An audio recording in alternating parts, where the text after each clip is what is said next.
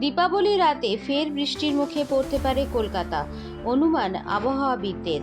বঙ্গ থেকে আনুষ্ঠানিকভাবে বিদায় নিয়েছে বর্ষা। উত্তর থেকে দক্ষিণবঙ্গ সব জায়গা থেকে সরে গিয়েছে দক্ষিণ পশ্চিম মৌসুমী বায়ু। শুষ্ক আবহাওয়ায় শুরু হয়ে গিয়েছে শীতের অপেক্ষার দিনগোনা। আগামী 24 ঘন্টার মধ্যেই সারা দেশ থেকে বর্ষা বিদায় নেবে বলে অনুমান আবহাওয়াবিদদের। ধীরে ধীরে শুরু হবে উত্তর পূর্ব মৌসুমী বায়ুর প্রভাব।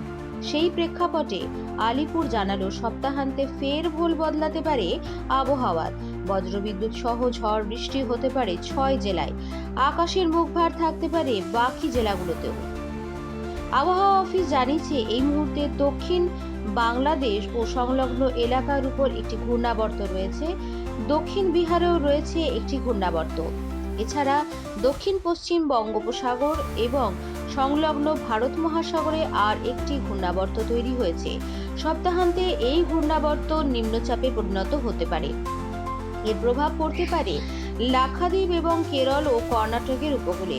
বাংলায় এসবের সরাসরি প্রভাব না পড়লেও দক্ষিণা বাতাস ও পশ্চিমী হাওয়ার সংস্পর্শে উত্তর ও দক্ষিণবঙ্গের 6 জেলায় বজ্রবিদ্যুৎ সহ হালকা থেকে মাঝারি বৃষ্টি হতে পারে। কলকাতা থেকে স্মৃতি বিশ্বাসের রিপোর্ট, পজিটিভ বার্তা।